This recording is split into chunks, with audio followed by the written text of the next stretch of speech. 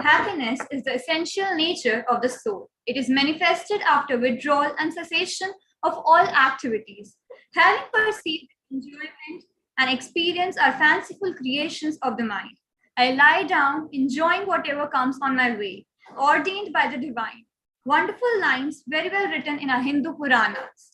A very warm good morning to one and all present here. Today, I, Manya, the President of Heritage History Association, on behalf of whole union, welcomes you all for the 7th Dr. Vijaynath Memorial Lecture organized under the aegis of IQAC Janki Devi Memorial College on the topic Art of the Puranas, Iconic and Narrative Representatives. Now I would like to read out a short note on Dr. Vijaynath. Dr. Vijaynath retired as an associate professor from the Department of History, Janki Devi Memorial College, University of Delhi. She worked on the Dan or gift system and published a book titled Dan, Gift System in Ancient India. 2 more books are to her credit, based on Quranic literature, namely the Quranic word.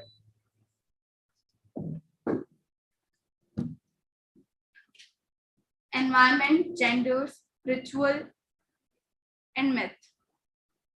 Manohar and Purans are historic anthropological perspective. She has contributed numbers of research papers dealing with ancient Indian social and ritual formations in leading journals and anthologies.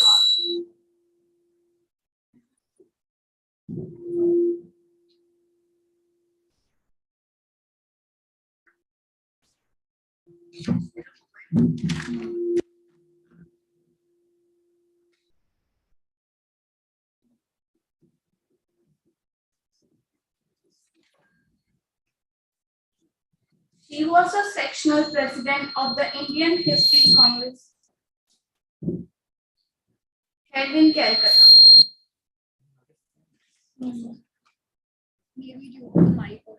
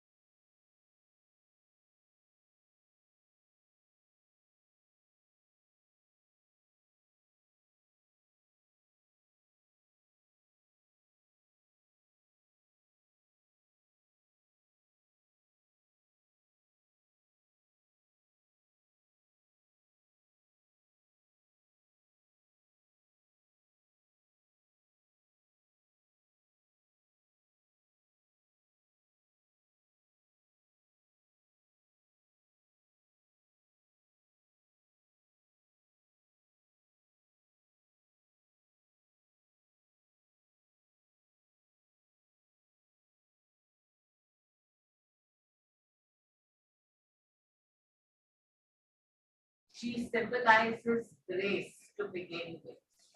She was gracious not just in aspect, but also in demeanor. When she would speak to you, it would always be with a certain, I don't have the words to really put it together, but with a lot of compassion, with a lot of empathy. She would immediately empathize with whatever you were thinking and feeling, and how old you were, which department you belonged to, etc. never mattered to her. She just reached out to you and you automatically reached out to her. They don't have too many people like her nowadays. So I would say that she has been a very rare kind of a person. Her erudition is something that we've just got to know. A lot of you who have obviously not known her, you can make out that she was a very erudite person, very intellectually, witted all the time. But that never made her arrogant. I saw a lot of humility in her, and I saw a lot of intellectual curiosity. She was always alive to the debates of the time, and of course to her own favorite domain subjects. And again, that is something that we need to emulate. I've always believed that the best way to remember a person, and I'm now also talking about another very dear person of the history department, Mrs. Smita Mitra, who was very close to Vijaynath ji. She was actually very close, and she'd really come apart when Vijaynath ji had passed away. And today I would like to remember Smita also, because Smita was the one person who would tell me a lot about Vijaynath ji, because they were very, very close to each other.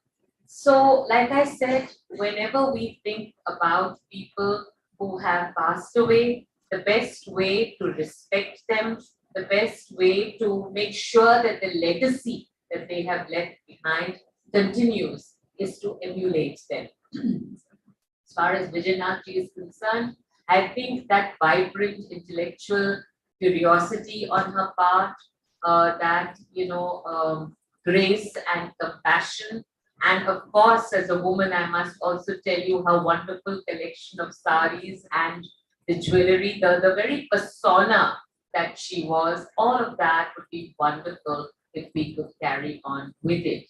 And I think it is only right that we maintain a 2-minute silence for Vijaynath ji and also for Smita.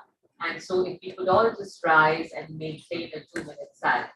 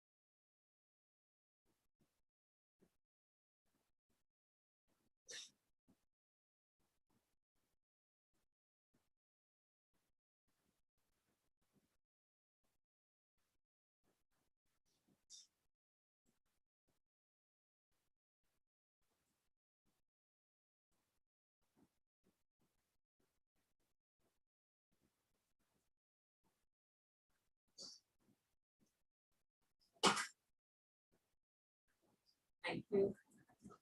Thank you.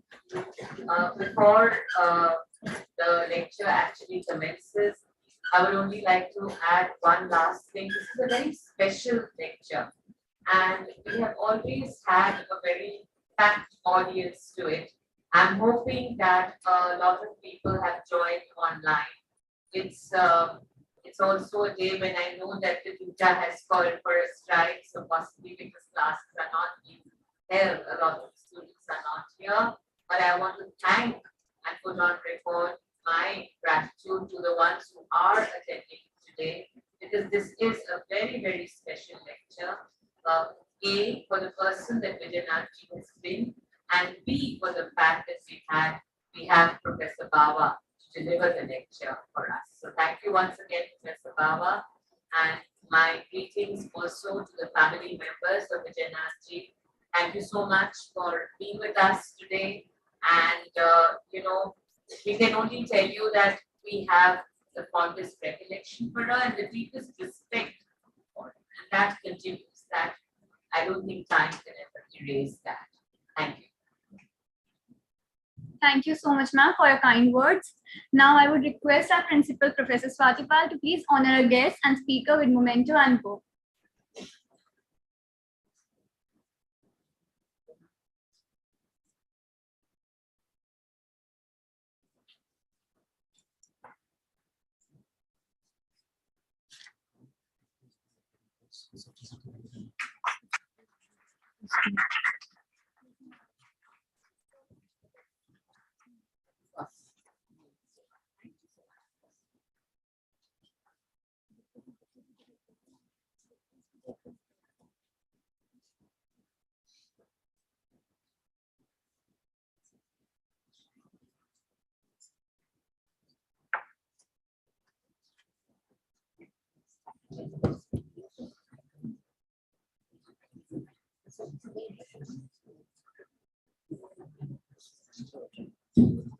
Now I would like to welcome the family members of Dr. Vijaynath with the bouquet. And I request Anika from the union member to please gratitude them.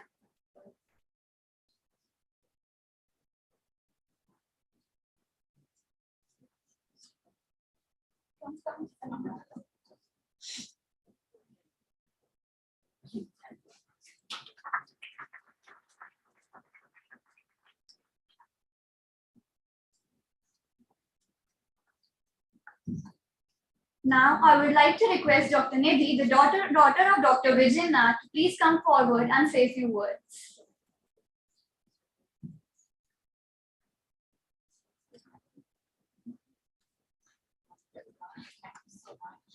Yeah.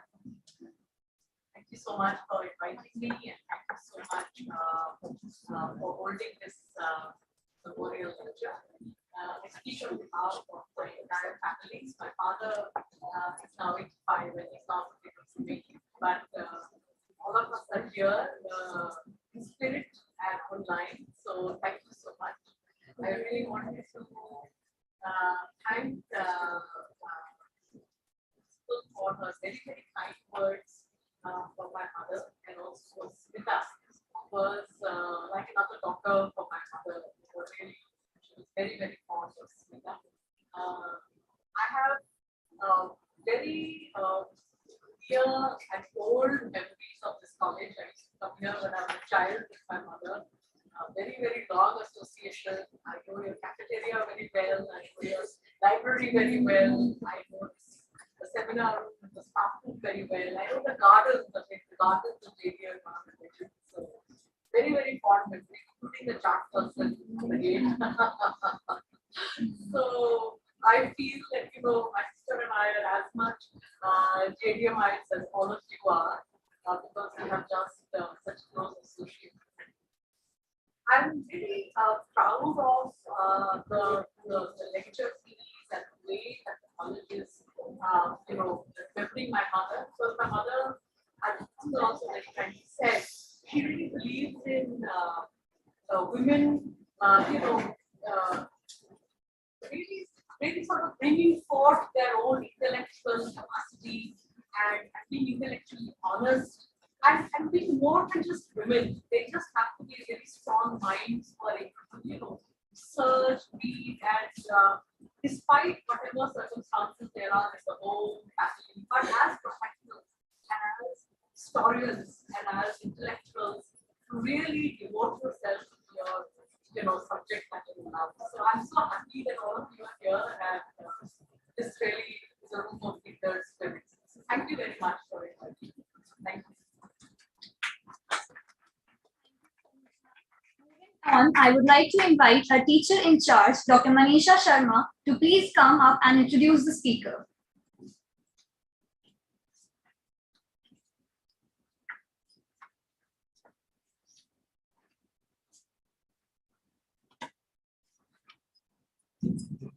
Good morning, everyone, all dear friends, colleagues, and students. I take this opportunity to welcome you all to the 7th Dr. Vijaynath Memorial Lecture organized by the Heritage History Association, Department of History, University of Delhi. And to grace this august occasion, we are privileged to have amongst us Professor Seema Bawa. As it happens with all eminent scholars, Professor Bawa is in no need of an introduction. As a friend, colleague, and professor of history, she has been at NISTAS for decades together now. At present, she holds the distinguished position of HOD, Department of History at University of Delhi. In her long journey as an academician and researcher, Professor Bawa's academic engagements have been intercepted over different and diverse domain of historical inquiry. And no surprise that she is one of the most widely published scholars. Not only have issues related to art, society, and gender have varied for her attention, but that of religion, iconography, and visual cum literary cultures too have been the beneficiary of a considered and reflective thinking. Primarily a historian of South Asian art and culture, she, in her intellectual pursuits, has endeavored to study the multitudinous aspects of early Indian history and society. In these intellectual excursions, we get fascinating glimpse of the relationships in the domain of society, culture, art, gender, and sexuality. Discipline of history has been much enriched with her various scholarly articles and brilliant monographs on ancient Indian art and iconography, Himalayan art and religion, along with modern and contemporary Indian art. She is the author of consequential books such as Gods, Men and Women, Gender and Sexuality in Early Indian Art and Religion, and Art of the Chamba Valley, that is ranging from AD 700 to 1300. She has also edited Locating Pleasure in Indian History, Prescribed and Pro-Prescribed Desires in Visual and Literary Cultures, published by Bloomsbury India Limited. In her long academic career spanning more than 3 decades, Professor Bawa has lectured extensively in India and abroad on Indian art, architecture, and iconography, along with serving as visiting fellow at many prestigious institutes such as National Museum of India, Institute of Oriental Art and History, University of Bonn, Germany, and University of California, USA. She has also been the recipient of highly coveted DAD Fellowship to read art and history at University of Bonn, Germany. Her vast readings and envious trove of procedure knowledge have further been applied towards the advancement of varied and creative pursuits such as curation of art exhibitions, workshops, art writing for popular and specialized publications, theater design, and compiling contemporary art history. Friends, now without consuming much of your valuable time any further, I once again welcome and request Professor Bawa to speak to us and thereby inform and educate this gathering about the wonderful and fascinating world of Qurans with reference to the iconic and narrative presentations.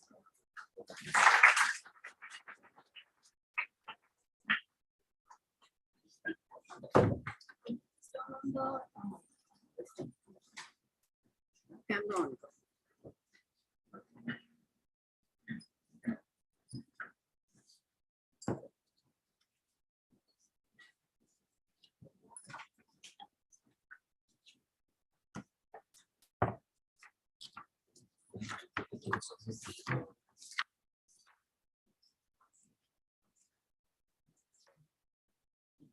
Where is slideshow?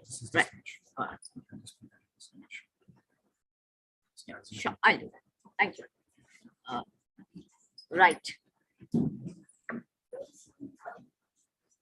So I want to really thank the Janki Devi Memorial College for this opportunity.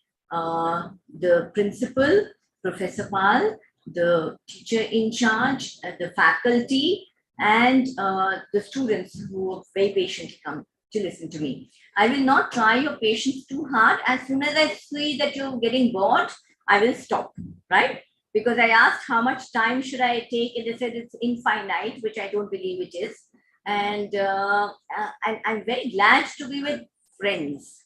I would, more than colleagues, I have a lot of my friends here. And that's a privilege a lot of us would like to have, so that's something that I would really, and I also want to thank the college for thinking of me to be able to pay homage to Professor Vijaynath, because she taught me, briefly, but she taught me. In South Campus, religion, the paper on religion, she taught me. And I remember more than that, that we were 4 fixtures in the National Museum Library, Professor V.K. Jain, Professor Vijaynath, Professor Kumkum Roy, and I. And all the lunches that we would have, where she would get home cooked food, and so would Professor Jain, and we would share it either in the canteen downstairs, it used to be in the basement, or in the lawns. And she was one of the most caring individuals I have come across in academia. She would be interested, but she would not just in anything else, but also just, khana khaya, kind of a thing. So that is, she was such a gentle soul. She didn't have a bad word to say about anybody. And day after day, I would see her engaging with the Puranas, because she finished her Dana project. So from being a Dana woman, she'd become the Purana woman during the time that I knew her. So meticulously through the Purans, the Mahapurans and the Upapurans, she would go and make these index cards. Very meticulously, she would make index cards, and that was something that we learned from her. How to systemize. I wish I'd learned it better, but nevertheless, she was a very systematic scholar, and that was something that really impressed me. And another thing that I want to talk about here is Professor Nath's engagement with her sources. Nothing that she said or theorized was out of context or out of her sources. Everything that she ever wrote, and this is a salutary lesson in history writing, especially for ancient India people, how we have to always constantly engage with whatever source we choose. Hers was a literary source, a very, very difficult source, which is the Purans. Purans are not easy. Purans may seem like facile reading, but they are not. They're actually very complicated texts that are connected to philosophy, to chronology, to very many things, which I will just be touching upon. And this is something that this is going to be part of what I'm going to talk about. There's a little typo there, but never mind. It should be representations. There's no R in that, which Professor Nath would have pointed out immediately to me. Itna thoda dhyan se. So basically, what is it? What are Purans? For students, I'm sure all of us know what are the Purans, but for the students, what are the Purans? And why was Professor Nath engaged with the Purans? And the reason why I've chosen this topic is because I want to engage with her work and try and connect it to my work, in a way. What are the Purans is a very difficult question, actually. We know what do they contain. There are the 5 elements of the Purans. They talk about their idea of chronologies, the yugs and the kalpas and whatever, time. The time is something that they will always start with.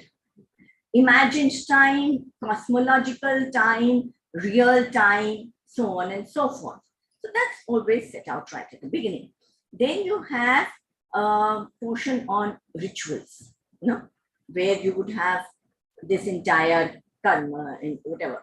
Then there is this portion which is called mythology, but it is actually stories which are giving meaning to, basically gives meanings to deities, how to understand these deities in philosophical, theological, ritual, and in religious context.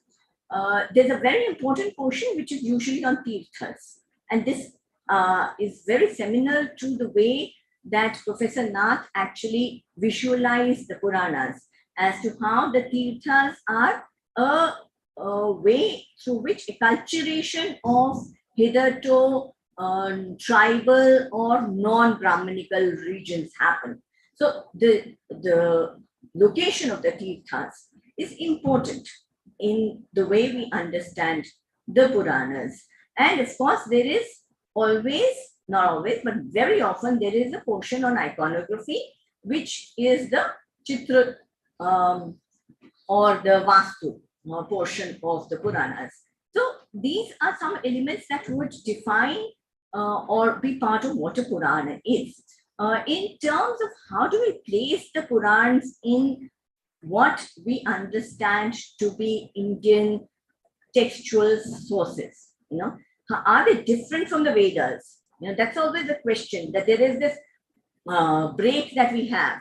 Vedas and then the Puranas, two entirely different thingies.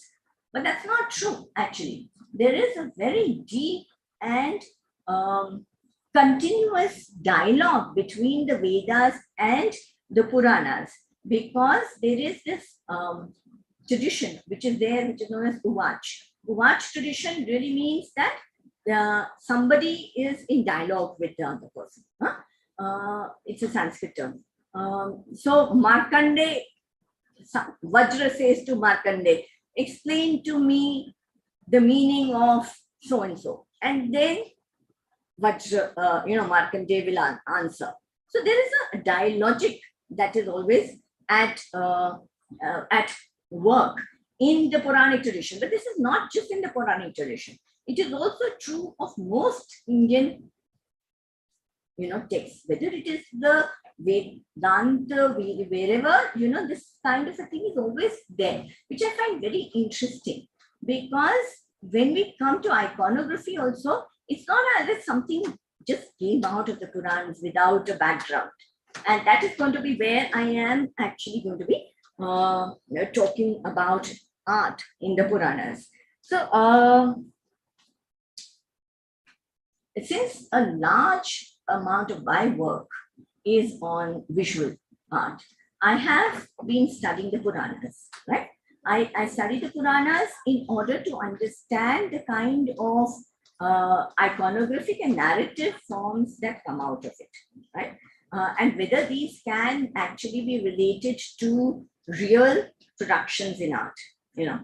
When we were students of art history, in one of the professors was teaching one of the Puranas, and we said, please show us the visuals also. And he said, no, you will get confused, right? Because what you read in the Purans, you will never see in the actual production, so you won't see it in an icon per se. So there is this kind of dichotomy that exists between actualization of the textual tradition. Why does this happen? What is it that Purans are doing?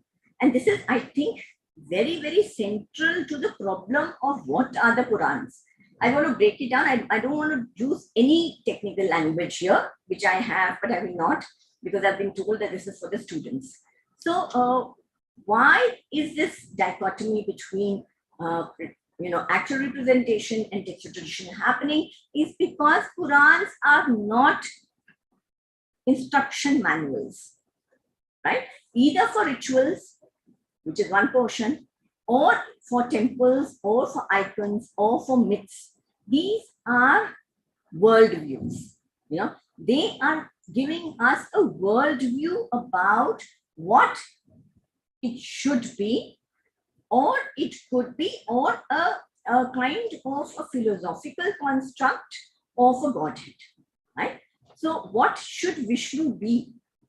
or what is Vishnu? Not just be, but what is Vishnu? The isness of Vishnu, Bhava. The isness of Vishnu becomes important, or the isness of Shiva becomes important in that way, as to how do we understand Shiva as a linga, but also how do we understand Shiva as a family person, or how do we understand Shiva as this great creator or as this great destroyer and the acts thereof. It's not just that, but there are various actions that are described in these myths, in the various forms. So I'll give you an example so that I'm not abstract about this. So, for example, you have Vishnu, right? Vishnu as an avatara. So Vishnu as one of the avatars is Varaha. As Varaha, his action is to rescue Bhudevi. He rescues the earth, right, from the primeval waters in which she's drowning. So, and I'll be showing you all this. So this is an action that he is performing. But why is he performing this action? That is where the myth comes in, right? The entire story will be developed around that.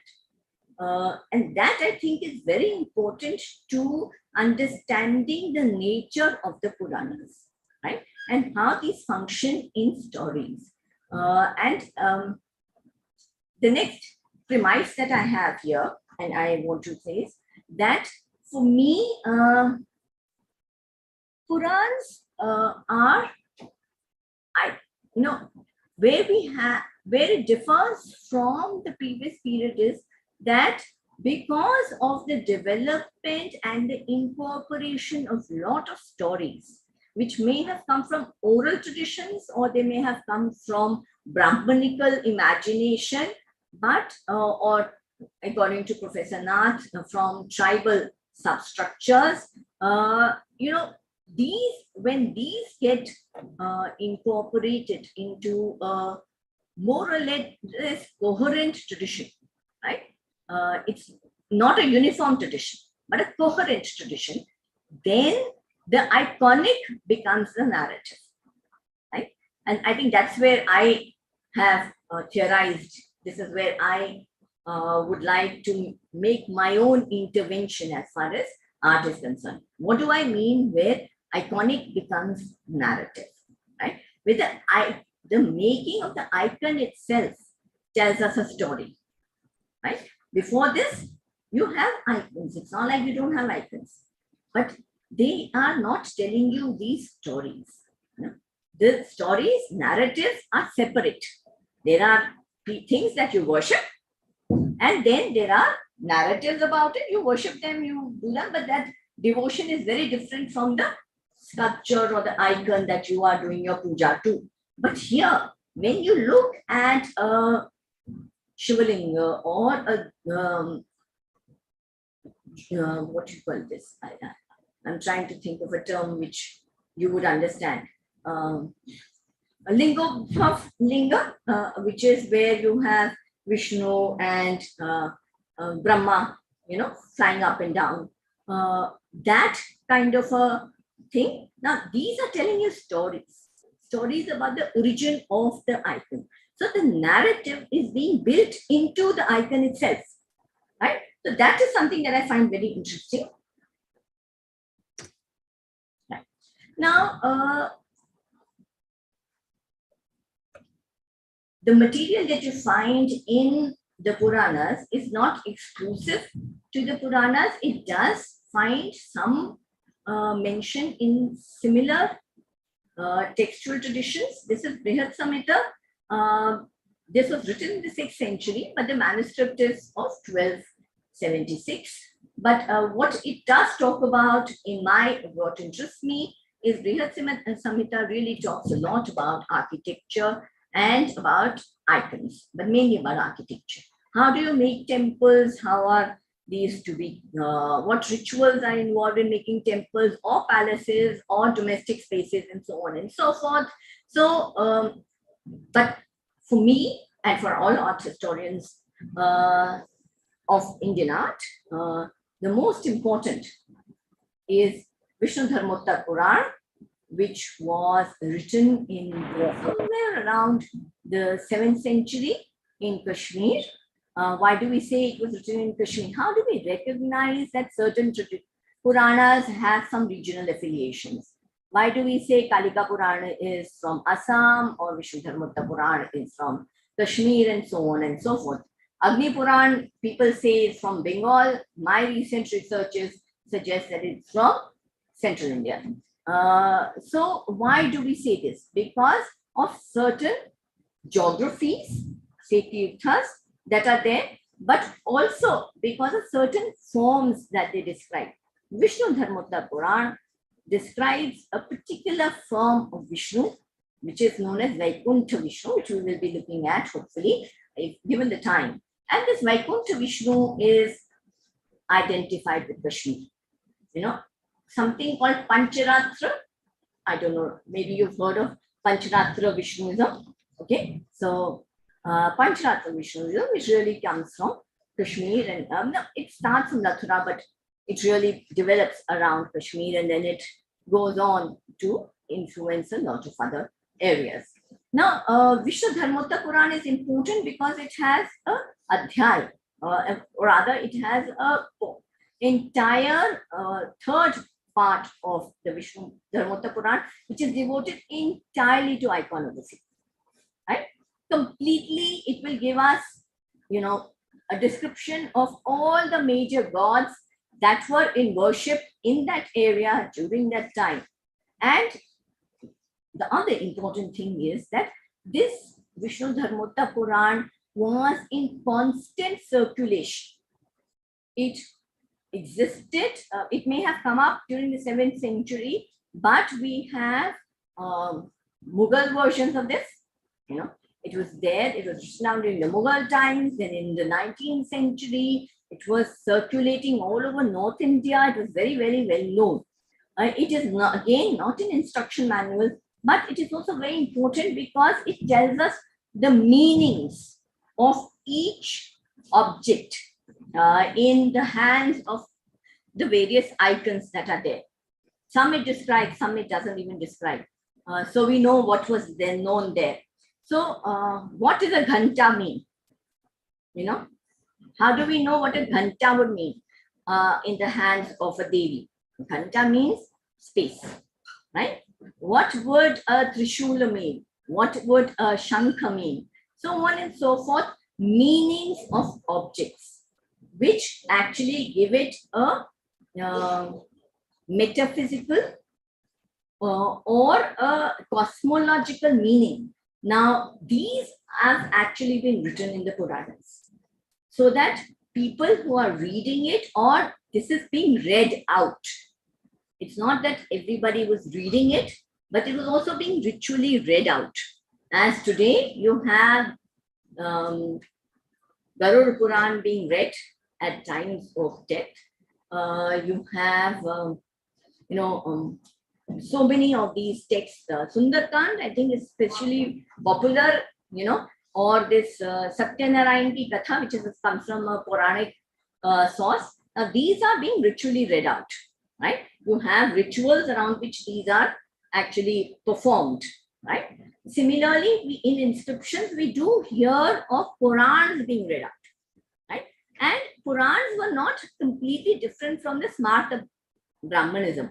They were very much part of the same system from where Smarta tradition actually is emanating. These are more oral, okay, more performative in parts. I'm sure some of these were being performed because we hear of festivals where these are in temples, where somebody is being paid to perform this, or the king has patronized for this to be read out, right? So these are some things that I think are very closely related to spaces where art was being produced, whether it was temples or during other ritual performances related to temples and certain religious organizations such as mathas, right?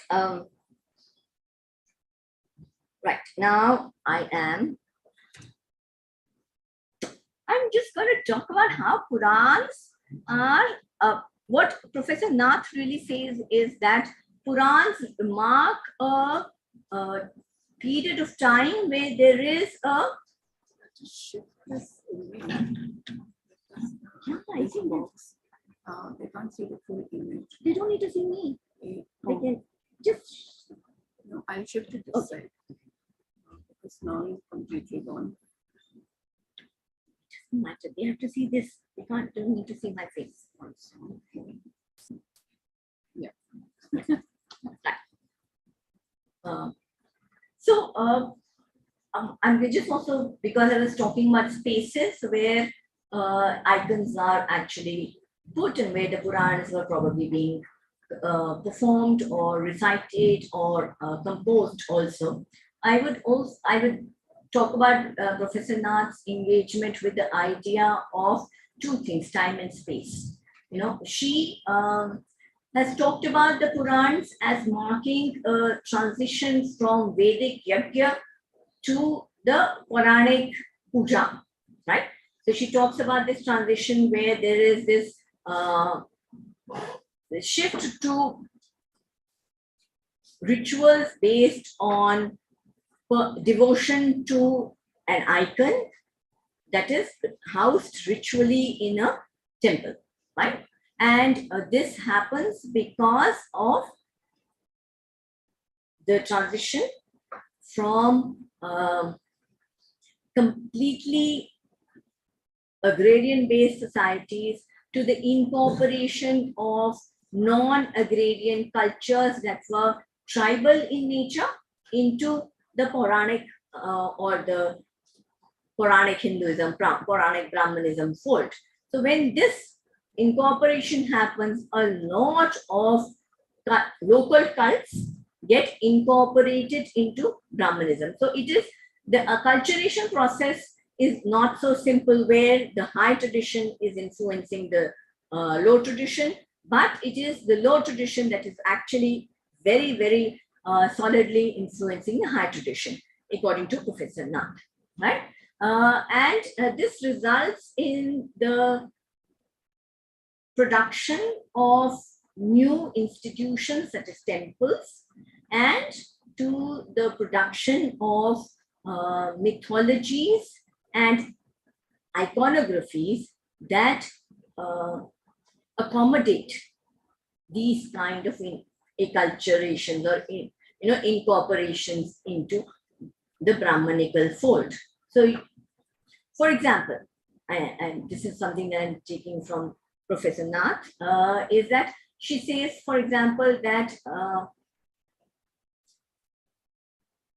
some elements of the phallic worship of the linga are coming from the tribal substratum, but also totemistic elements are coming in, so vahanas, which are being worshipped, for example, Dandi or Makara and so on and so forth. These were totemistic worship. They were part of totemistic worship by tribals, and these are being incorporated as vahanas, or something like Varaha. Okay, Varaha was probably worshipped as a tribal deity in Madhya Pradesh and around that, and that gets incorporated in areas around Iran and those Central Indian Dasharan. I don't know. I can, if you don't understand something, please raise your hand. I can get, despite my attempts not to, I might get too technical, right? So what we know as the Sarandis or in Jejagupti. So around that you have the Varaha thing happening. So what is it that is changing? Right? Now this is where I am engaging with Professor Nath, and here you see an example of a Kushana piece around this, I would say, 2nd to the 3rd century CE, where Shivalinga is being worshipped. Right? It's one of the very, but it's not the first, but it's a very early depiction of the worship of the linga, right? by, and you can see that it's already got a pedestal, right? It's already got a pedestal. It may not have a sanctuary. We don't know whether it has a shrine or not, though now we are getting evidences of shrines also in the very early period. We have from Song to shrines to the Nagas and Harati shrines and so on and so forth are also coming up. So temples are predating. Now a lot of temples are coming up before the Gupta period, before Purans were being composed. So I would suggest to you is that a lot of elements that are getting textualized in the Purans are pre-existent, right? So it's not as if Purans and these practices are coterminous. They are actually giving it a textual form. And these probably were rituals, practices, beliefs, theologies that were, and maybe oral myths or oral kind of stories that were already in circulation, which were then being crystallized in the Purans. I can only talk about art. I am not a historian of or even a philologist. I am not somebody who reads Sanskrit texts, except when they concern me as far as art is concerned. Right? So I'm not going to talk about the textual portion, but I want to talk about the actual production in art. So I will take 15, 20 minutes more. Right? And unless and until you want me to stop now, which I can do.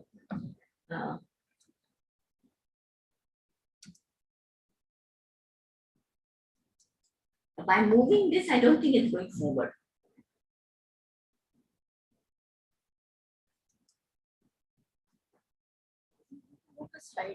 Yeah, I'm trying to move this. Sitting over. Slide. Enter से change होता है अपन को नहीं हो रहा.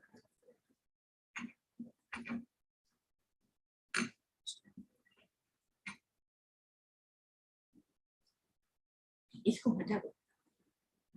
इसको minimize करो. हाँ, okay. Actually, it's that thingy where you want to show my face, which is interfering with the more important things, which is the art, right? Believe me, this is far more interesting. Okay, so what is it that is actually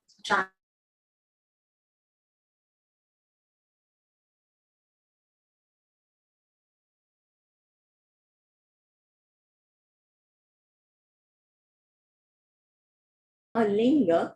Now they are transitioning into a mukhalinga, where they are putting a face to the phallic form. This is something I haven't actually developed very much, but it's in my head as to why does this happen? Why are faces being fixed in the Kushana period to phallic forms, right? And for me, I think because there is a coalescing of two traditions into one, where you have Rudra Agni on one side, and you have Shiva on one side, which are now coming together. So they are actually creating these forms, and I think the Puranas, especially later Puranas such as Shiva Purana and Linga Purana, which are much later, are also now then incorporating them into this huge section of how lingas are made or how lingas are to be worshipped. And this one is very early. This is there all through. It's in Pokhara Code, Bharat Code, so on and so forth. This is from Bharat Code, right? And this is a very early, this is in the transitional phase. Now, what is this transitional phase, right? the term that Rabindranath Tagore uses is threshold times, right? That this is the threshold time where it is about to change into something that is more systemized, more textualized, more iconographized, where there are definite and pan-Indian iconographies that would now function. Now that it is fixed in the central heartland, that would be reflected in East India, South India, so on and so forth, with some regional differences. So I think that these threshold times are being reflected in art. For example, in this particular Kushana period Mukhalinga, where you have the Jata Mukut coming up, that is the matted hair, crown of matted hair, and but the eye is horizontal, right? And it's also mustached, like you have in the Gandhar pieces. It is mustached. Later, Shiva is very rarely mustached. Himachal, he remains the mustached fellow. But in the other areas, he becomes clean shaven, right? Especially in South India. Right? So here you see a version of this. And then this is the Gupta period where we are looking at the crossing of the threshold, right? So the threshold gets crossed, it becomes very classical. And this is the tradition that continues, where you have a three-tiered Jata Mukut, and then you have the hair flowing down on the sides, vertical third eye, right? And downward looking eyes, and so on and so forth. The Rishi, the mala of Rudraksha, which suggests the Rishi, and another mala which suggests the Raja. So Raja Rishi kind of a thing that happens. Another thing that really happens is the development of the Chaturmukha Linga. From the late Kushana period, especially in the Gupta period, you have the development of the Chaturmukha Linga, because now elements are being incorporated into the Mukha Linga. So you have earth, water, so on and so forth. All of the five elements are being incorporated into the various faces of the linga. I do not have the time to go into the exact metaphysics of each, and but some other point, anybody is interested, they can come and talk to me, and how this gets textualized in the Puranas. And why the four faces? मतलब एक काफी नहीं था, चार का एक और ऊपर से एक और imagined face है. क्यों? Because according to Professor Nath, there is a culturation happening. So I'm just linking that acculturation to Chaturmukha Lingas and so on and so forth, is that this acculturation is happening, and various things such as the Devi is coming as Vama, right? Vama, the Vama Murti, which is on the left side of that. Sadashiv, Tattapurush, Aghora or Bhairav, and then you have many Bhairavs developing, not just one, but many Bhairavs developing, not 64 Bhairavas develop, all of them are having elements, tribal elements of fierceness, warrior, nature, and so on and so forth, that are also being linked to destruction, etc. Right? So that, of course, is happening on one side. But also, I think what for me is important is that there is an element where there is a development in philosophical concepts, and metaphysical concepts that are getting incorporated through bhakti of Shiva into these icons. Right. I can go on, but I will not. They are in various shapes, they are pillar shaped, and so on and so forth. Since I have only 10 more minutes, I will not go into that. This is again threshold time. So this is where you have elements of early phallic elements, very much there in the ithri-phallic position that you have of Shiva. So you have the Uddhavalinga portion, but you also have here the development of, this is also the time when you have the development of multifarious forms with multiple heads and multiple arms. You know, either or, but you have multiplicity happening. Why is multiplicity happening?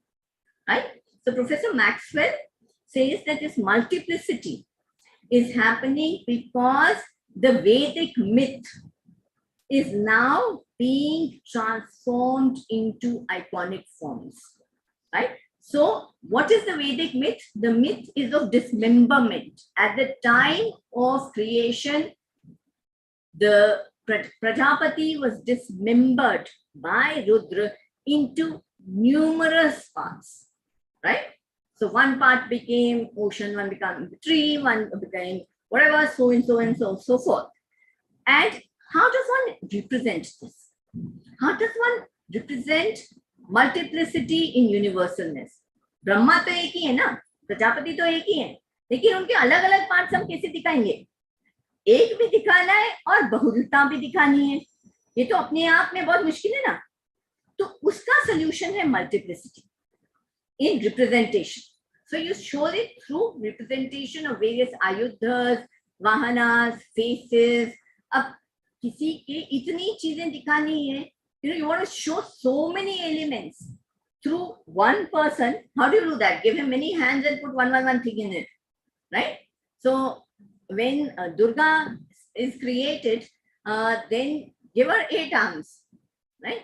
One was given by, one Shakti given by Kartikeya, one by Shiva, one by Vishnu, one by so Indra, and so on. So how do you represent multiplicity? This is a very easy solution to do it, right? So you have these 4 things. So multiplicity not just of weapons, but also multiplicities of functions, or of nature of the deity. So how do you show this person as having the power of time or destruction, kala, through the trident, but he's also a yogi, so you show a commander, right? And you also have a yogic staff, right? So there are very many elements or philosophical things that you can show through these Puranic things. Then there is another form of Shiva, which is known as Laukalish, which really starts in late Gupta's times. This is probably from Kumara, where he has a yoga patta. Okay? He is the prime teacher. Shiva Laukalish was a teacher who later started being imagined as an avatar of Shiva. So, teacher. I will not have the time to do this, right? But then you have, by the time we come to the post-Gupta period, Gupta period onwards, we have this pausification happening, right? A very major event that is happening is pausification. So, fluid identities that were existent in the pre-Gupta period are now getting a patriarchal familial form, right? So they are getting into a relationship of marriage, or other family relationships. So, things like people like Kartikeya are getting, incorporated into Shiva. Kartikeya was a very important, very independent cult from the Vedic period to the Kushana period. But then he becomes the son of Shiva, right? And then he remains the son of Shiva. फिर भूल गए कि भाई इसकी अलग से पूजा करनी है, ये तो Yaudhya's का, he was the tutelary deity of a very important tribe called the Yaudhyas, right? Or a chieftainship, I would say a tribe or a chieftainship. But that goes out of the window when he gets in a familiar relationship. And this is all things that are happening. Then you have the Ganas, you have the celestials. In this case, you would have always, you have Vishnu and Brahma as attendant gods, if Shiva is the main god. If there is Vishnu, then Brahma and Shiva would be attendant gods in the post-Gupta period onwards. Seriously, I could go on and on and on, but I can't. Yeah, but this is Vishnu, right? Now Vishnu is, as Suvira Jaiswal, Jan Gonda, a lot of religious people who worked on Vishnu, and of course T.S. Maxwell, my guru, right? So the Vishnu Rupa man. Now they have all worked on Vishnu, but what I find interesting is from their readings is how so many elements are being brought into Vishnu. Vishnu was Narayana, right? And what else? Do you remember Vishnu? Vasudev, Narayan Vasudev on one hand, right? Into which you had various other elements of Indra, Surya, so on and so forth, becoming coalesced into the identity of Vishnu as Vishnu develops, right? Vishnu in the Gupta period remains the most important god, right? And he is, let me see if I have. I think I misplaced one slide. Yeah, here. I will go back now to that, but I want to do this one first.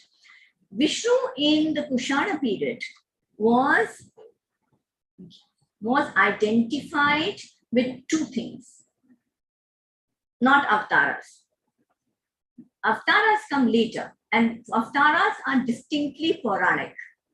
But before this, you have Vishnu as Vyuha or emanations. So Vishnu emanates from the main Vasudev, form, the Narayan Vasudev form. He emanates into 4 other beings, and these are the Panchaviras or the Panchavrishnis, which are mentioned in the Moraville inscription in Mathura. Who are these Panchavrishnis? You all know them. They all belong to the family of the Vrishni tribe, which is Yadavas, right? You have Samba, Aniruddha, Pradyumna, right? And since Ekanamsa was a Akashwani, she is very rarely, she is seen, but not in this particular thing. I worked on that depiction, but that's elsewhere. So you have these forms emanating from Vishnu, right? They are Anshu of Vishnu. They are not separate from Vishnu, right? So these are the Vyuhas. They are not the avatars. Avatara is where Anshu descends. They are simultaneously chronologically existent with Vasudeva, right? I will go back now to, when you get bored, please raise your hand, right? And I will stop. Right. So now, something like an early or a late Gupta temple, but still early in terms of temple architecture, you have the Deoghar temple, the Dashavatara temple at Deoghar. Everybody's heard of it, so I've taken that because you've all heard of it. It's a familiar territory. But what is happening here is that here Vishnu is taking his mythological forms. Mythologies are being depicted and visualized here, right? So you see the Gajendra Moksha form of Vishnu here, where this is Gajendra, this is the Naga from whom Vishnu has actually freed this elephant, the Nagini, or the Nagarani. But what is important is here, right? Out here, what do you see? You see Garuda. Garuda is flying, and on him is seated Vishnu. On the front doorway, you have Vishnu seated on Shesha, coiled, whatever shape. So two very important animalistic forms of the adler in English, adler. I know the German. Adler, eagle, right? So the eagle in of the Garud, which is kind of an eagle, and the Sarpa, the great Shesha, these are being incorporated into the Vishnu cult, right? Through Puranic mythological structures. And they are now being visualized either independently or through Puranic sources on temples, right? And anybody who goes around the temple will necessarily see these, right? In a pradakshina, when this person will go around and pradakshina becomes mandatory, pra means to keeping the temple to the right. So, and darshana, that's the way you have a darshan of the temple. So you will be looking at this. So you will be, you would be able to, through yourself, your own knowledge, or through the Brahman interculator who is there. There would be a Pandit, Purohit, Brahman interculator who's there, who's going to be performing the puja, right? In the mandir. He will tell you the story if you don't know it. He देख क्या रहे हो तुम, है ना? तो और यहाँ पर you see the attendant deities with holding the crown. So these are the Gandharvas, but you can also have other gods here. This is where it gets interesting. This is Nar and Narayan. Okay. Now the story of Nar and Narayan is mainly available in the Vishnu Dharmottara Puran. Vishnu Dharmottara Puran, if it was written in the 7th century in Kashmir, and this can be dated to 725, right? So it is it predating Vishnu Dharmottara Puran? Right? Is it actually influencing the writing of Vishnu Dharmottara Puran, or Vishnu Dharmottara Puran is already in circulation from Kashmir and is influencing these areas? So actually iconographies are raising a lot of very interesting questions about Purans and their relationship to art, right? There are things like this. You also have mythologies that are coming not from the Mahabharata, but from the Bhagavad Puran, right? So Bhagavad Puran is actually also, though Bhagavad Puran gets written down later, but obviously it's already in existence, and stories, imagined biographies of deities such as Krishna are being made from the late Kushan period onwards, right? And for example, this is Govardhan, lifting the Govardhan, and at least I find it, and it's monolithic, it's very big. But one thing that really I feel defines Vaishnava Puranas, you know that Purans are sectarian, okay? Some Purans are Vaishnava, some are Shaiva, and some are distinct. So they, Saurya Puran, or you would have a Skanda Puran, Kartikeya Puran, and so on and so forth. Right. But one thing that really distinguishes the Vaishnava Puran is the Avataravad, the avatars that develop. I won't do all the avatars, but for example, the Matsya avatar. There is an evolutionary model. You have the first avatar is Matsya, then Kurma, then Varaha, then Nasimha, and so on and so forth. Of course, that kind of a evolutionary model exists as far as avatars is concerned. They are also not always, very interestingly, the avatars are actually very inclusive when it comes to Varna structures, right? So you would have Brahman, Kshatriya, you know, all kinds of people who are included in this structure. Not, of course, Shudras, but others will probably be. Probably. You know, according to Professor Nath, these are being brought in from layers which are non-Brahmanical, tribal layers, and these are totemistic. They may have been a hunting community, from where this is being adapted. I don't know. Yeah, I'm a little, this is where I have a little problem with Professor Nath's thesis, but then we can go into that a little later. Right, then there is kurma, right? And how that also gets mythologized in terms of the use of kurma in the Amrit Manthan or the Sagar Manthan between the Asuras and the Devas. And this popularity of this thing is huge, of Shesha and kurma in all over the Indic civilization. In the entire Angkor Wat and that area, you will see this. This is where I find I'm just a little bit more interested because it's also very familiar. This is Varaha.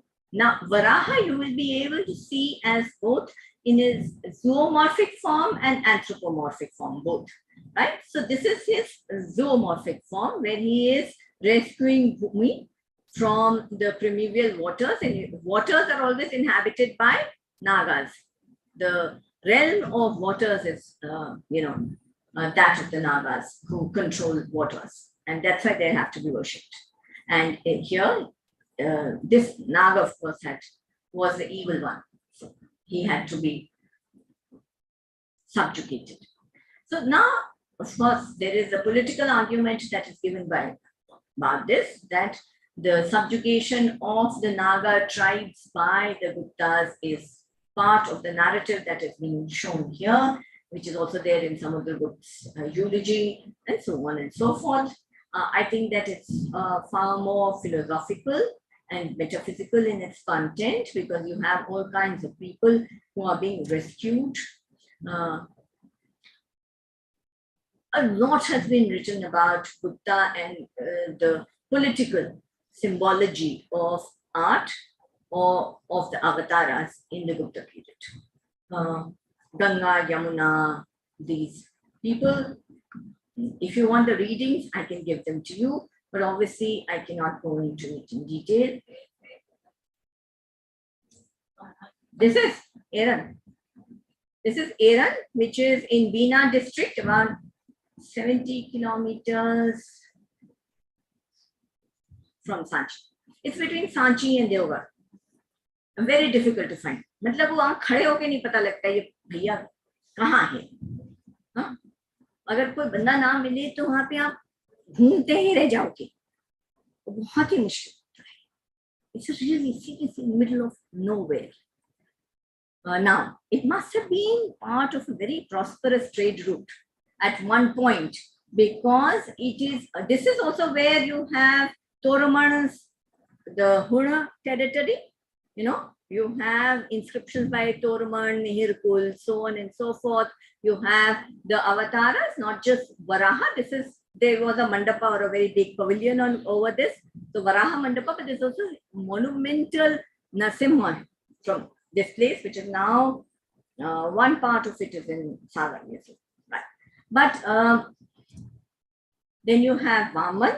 Vaman is shown in two ways. One as a dwarf, but he's also shown as Trivikrama, right? And Trivikrama increasingly becomes more important by the time we come to the 8th or 9th centuries CE, because it shows victory over the three worlds and the myths that are therefore incorporated. As I said, narratives are incorporated into the iconic forms here. So all that is how the change really happens. This is Amrit Manthan that is there on top of Udaygiri. All right, I will just do this and then I will finish up in 2 more minutes. This is Vaikuntha Vishnu. So the Vyuha form that we had seen, right, and the Avatara form that we had seen becomes a very important representation from Kashmir to all over North India and the trans Himalayan zone, where Vishnu is shown as incorporating within him, of course, Narayana, Okay, Narayan Vasudev, you see right in the middle, sorry. And you have Varaha, Narsimha, and an invisible face, sometimes it's visible eye, sometimes it's invisible eyes, of Kapila, right? The Rishi Kapila, which is the terrific face. So, if you have Aghor or Bhairav in Shivaism, then you have the Kapila in Vishnuism. So, there is competitive sectarianism here, which is also showing through iconography, but elements of his forms are emanating. And this also develops into the Vishwarupa form, right? Where all of the cosmos, all is being represented through Vishnu. So Vishnu's supremacy is being declared. Narsimha. And the myth of Narsimha is extremely interesting because how the Asura is actually being dominated by, and also how Shiva is also being dominated, how his boon is actually being negated. And this is my favorite of all Narsimhas in the world. This is from Bharmor. It's about this big, and the way he sits like an old man on a bench. So, and of course, it's a very beautiful place. It's in Himachal. So you see the peaks at the back. Very briefly, Ramayana. So all of you know the Ramayana story. I will not tell you the Ramayana story, but Ramayana and the Bhagavad Puran also get a visual form during the Gupta period, which coincides with this. So you can see this is the Marich episode. This is post Marich episode where Ravana comes. Then when he goes looking for, then he meets the Vanaras.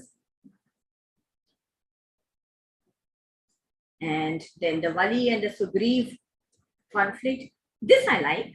This is from Deogar. You'll see it if you go to the National Museum, it's there. This is Ahilya Uddhar, where Ahilya, the protagonist, is demonetized in such a way and really subjugated, and she's like in that position. This I won't do, but this is again, Shupnakha, the disfigurement of Shupnakha, where the earlier episode of the Parihas is not shown, but only the punishment, the salutary aspects of it are shown, right? This is a very interesting, because it shows Ravana,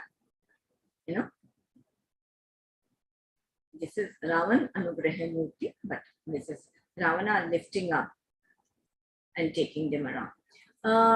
As I said, these are the final slides, which is that by the time we come to the high Quranic period, you have all the narratives, being built into the prabha or the frame of the icon itself, right? So you will have all the other tutelary deities, you will have the attendant deities, you will have avatars.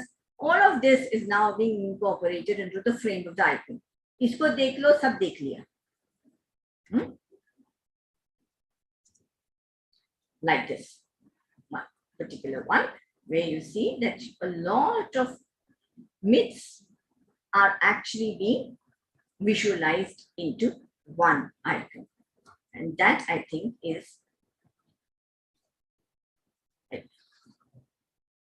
Shaktism is coming into it, and these are the matrikas that are coming into it, who are being spouseified. And that is it. Because the last portion always goes for a toss, because I never have time. And I've already taken too much time. So if you have questions or whatever that you would like me to answer, please.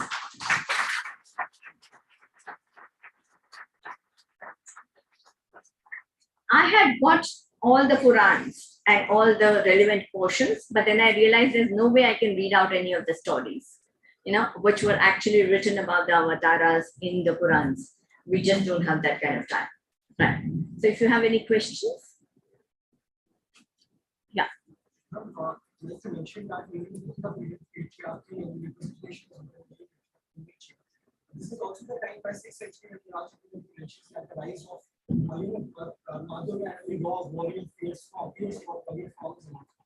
Witness an interaction between the various fields and how do they handle this because Smart Durga has been representing this film in the 6th century is very difficult, very different from the representations that we talk about early to just to corollary to that question. It happened with the Indra also.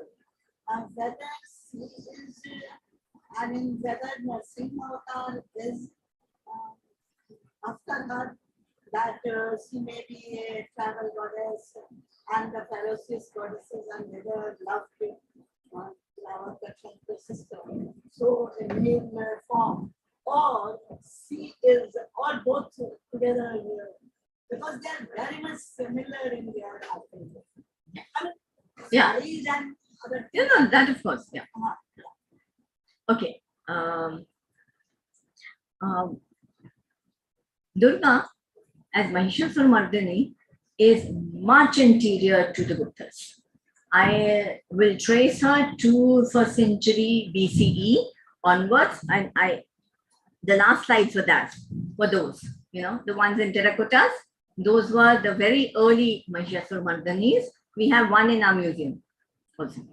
And obviously the thinking of about the goddess as a warlike goddess is definitely anterior to the Guptas. We have the worship in Manavgraha Sutra of Devasena, who is Revati, Devasena, and I have an entire chapter on her. And now at the moment, I can't remember her name. This is ridiculous. Shashti, right? Shashti. So Shashti is shown as an independent goddess with emanations of her own and so on and so forth. So very much, and as a companion and a major goddess where Shak and Vishak, forms of Kartikeya, are her underlings or her attendant gods. So Shashti and Mahishasura are definitely very early, and I think that the idea of the word goddess comes from probably a much, I would say, from a combination of factors. You have Inanna coming into India, and becoming, one of the ways in which Harati is interpreted. Not the only way, but one of the ways in which Harati is being interpreted. The name Harati itself suggests what? To harm, to take away. So there are fierce goddesses, Balagrahas that already exist, Batrikas, which later becomes falsified in the Mathura period, are actually animal-headed and bird-headed and so on and so forth, and very independent, right? So I think that the independent status of goddesses, and many of them are invisibilized or disappear from the pantheon, especially when major pantheons come into being. A lot of these are just going out of worship, going out of fashion, or being incorporated in various ways into other deities. Yoginis come later. Yoginis as a concept are coming later with the rise of Shaktism. Yoginis as independent deities are not seen before the 8th, 9th century. I think Bheraghat and other places that you have these Yogini temples, Mitavari, etc., can be dated from that period onwards. I don't see a Yogini before that. I tried, but I couldn't find one.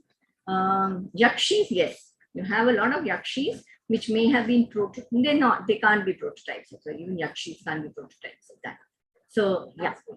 This is about the avatars of Vishnu and incorporating them as part of whatever was local, etc. is one.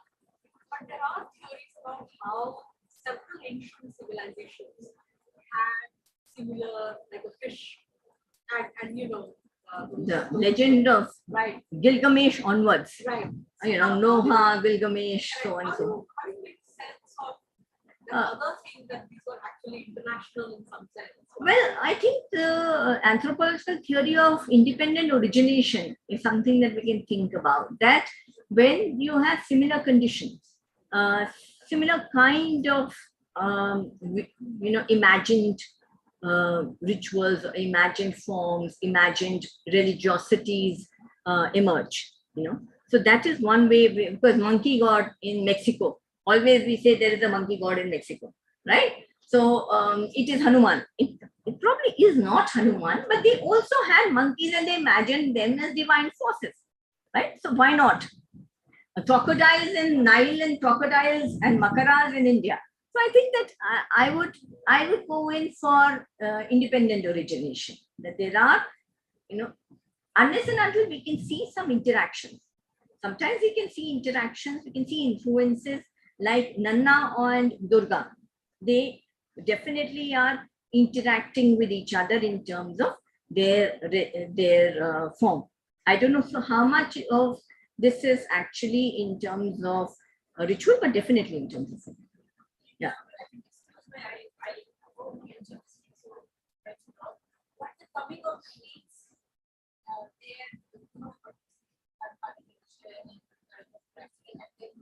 what you just told is how forms are changing, life are changing, they are taking on. Well, according to Marshall, Wheeler, and that ilk, that entire historiography, colonial historiography, it was that the Indians started thinking of gods in their human form only because of the Greek influence, right? But if we were to look at pre-Greek layers, we have monumental yakshas and yakshis. We also have linga worship, very much present. Whether it is Gudimalam linga or the Koshambi lingas, we do have that kind of a layer also, which pre-exists. So maybe one influence is that, but the third very important influence in the development of iconography is Vedic. Because, and this is something which I thought I'll talk about, is that in 5th century BCE, we have a text called Brihad Devta by Shaunak.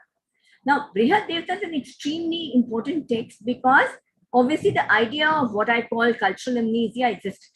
And he's very scared that we are forgetting our gods, as usual.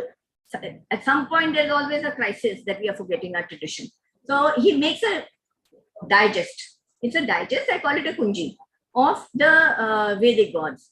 Indra ये होना चाहिए, उसको ऐसे दिखना चाहिए, इसको ऐसे दिखना चाहिए, इसको ऐसा दिखना चाहिए, and this is how you should be worshipped. So these are like small stanzas instead of entire suktas, but small stanzas, which is the verses which he describes each god. But the important thing that he does is that he says, how do we recognize one god from the other? And he gives 10 things, which is such as, he says Lakshana, name, Nama, Rupa, form, Linga, Bandhav, relationship. How is one god related to another? So these kind of things through servitor, master, family relationship, whatever. So these are how we recognize gods. So I think that there is a very important Vedic element to this, where word pictures in the suktas are also influencing the way when they came to be imagined. Actually answered what I was going to ask, which is a fascinating lecture on the coming together of sculpture and story. Yeah. How, and I was going to ask the chicken and egg story, which because they say Puranas are not construction. No, they So are. how do you know that what is being right transmission and what is being iconographed in this form? Yeah. Where is it coming from? Which is first? Whether it is the icon or whether it is the. I would say that it is definitely the text, the Vedic text. I trace everything to even Puranas I trace to the Vedas, because there is a very, very, very strong element of Vedism in the Puranas. And this is a distinction that was made by colonial historians and historically, you know, where they said Ved and Puran. You look at the entire Guru Granth Sahib, you know, Veda Purana, Veda Purana, Veda Purana. They are, you know, hyphenated terms, because where are they drawing from? Veda and Puran, right? So for them, this kind of distinction is not not so much, right? So much more in terms of fixed text, which they are not. they're not fixed. None of these texts are fixed, and so we can equal. Yeah, me time. Huh. So My question is, I'm obviously going to try and as the Veda, we see a change in terms of what comes the God is replaced by another God, it's important all different gods. We see the same happen in the Puranas and the Puranas, both in terms of the text and representations as our. it depends on region. You know, it's something that would depend on region, that there are some things that are important in certain places and not important in other places. For example, that I one of the things is that except in central India, you will never see Panchagni Parvati, right? So that is Laukalish. Laukalish is a form that is very rare, except in western India and few parts of central India. So these are also what develops at a point, and what is transmitted and circulated. Natation is a very important form in central India in a moment of time when a particular sect of the of Shaivas is coming up, called Matamayuras.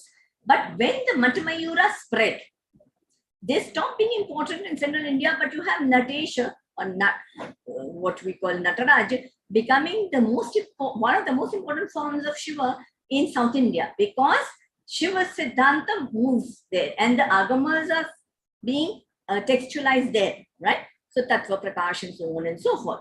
So that is what I think is very important, because now you have a multiplicity of traditions and multiplicity of texts, right? Which are can be iconographized, they can be narrativized. And so I think that is an important element which is happening. Of course, these are very fluid lists, very fluid. You have 24 avatars, you have 32 avatars, you have 10 avatars. The avatars and 10 avatars will change from each of these. And now I'm starting to question also the strict sectarian nature of iconographies, because I am coming across a lot of evidence which is contrary to that belief. So I think my next argument in this is going to be that perhaps we need to be looked at and revisit this entire idea of sectarianism or strict sectarian boundaries.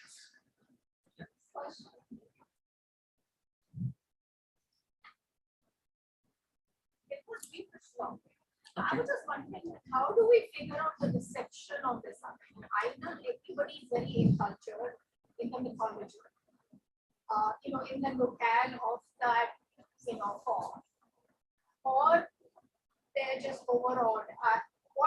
How do we figure that? Audience is always a problem, right? Because we cannot, in terms of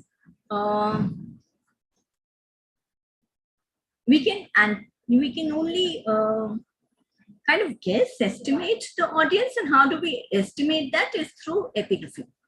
What are the kind of people who are coming? Recently, I read a paper which I found very illuminating. Was looking at evidence that Mundeshwari is a temple that is one of the earliest living temples still in Bihar, in southwest Bihar. So here you have pilgrim graffiti. So you have over 70 pilgrim graffiti here, right? So who are the kind of people who are coming here? What are they saying?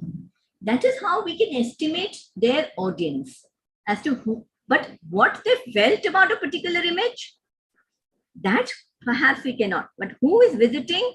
Why are they visiting? that is something that we can actually think about. Buddhist we've done. Sanchi and Bharuch, we have very, very extensive. But also now I'm finding that they're not so little as far as Brahmanical monuments also goes. We do have evidence. We just need to look at it. No? From that perspective. So this is what I found very interesting. And A.K. Singh had published these first folk, and then A.K. Singh published these graffiti. And I think that's interesting. Why not? Why not read them in order to understand experience, and not just about what is just shown.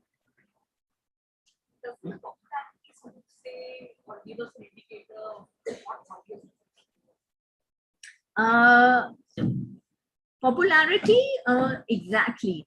How do we gauge popularity, right? In terms of knowledge about that temple, whether it is textualized. For example, Sri Selam is textualized. From the earliest time, we hear of one temple of Sri Selam or whatever. They have these pilgrimage networks of temples. At the moment, we don't know some of them because names have changed. So that is one way where we can gauge their popularity. I don't know about, if we have pilgrim records, yes. If we have donations, yes. But there are some temples where we have nothing. Now that's where, why were they made in these God-forsaken places? Or were they not God-forsaken at some point? Is something that we can think about. Finished? Arijit. Just one small, like a connecting question. Is the fact that when we observe like there's a change in the text and what is the iconography, does that sound like, was the text not suitable for the particular audience in that particular area, so they wanted to just provide a shift in the iconography standard? So how does that reception, how do you encounter, how do you track that reception, so to say? All right. When and if you have a difference between the iconic form and the narrative or the textual form, not the narrative. One explanation which I found, especially because I've basically worked on early art, is that there is often a common oral source, right? From which both of them are drawing, and how they actually interpret and canonize that is different, right? You know that about the Jatakas. कितना पढ़ाया है यार, फिर तो मत बोलो इसके बारे में, और तुम जातका पे काम कर रहे हो, ये तो तुम्हें पता होना चाहिए. I was just wondering, so is it occurring here as well? That's why Okay, is it occurring here as well? Perhaps. Especially when something like Vishnu Dharmotta Puran is being transmitted to Central India, right? So there are going to be gaps and changes in the text, in the way they are interpreted, according to local situations. Okay.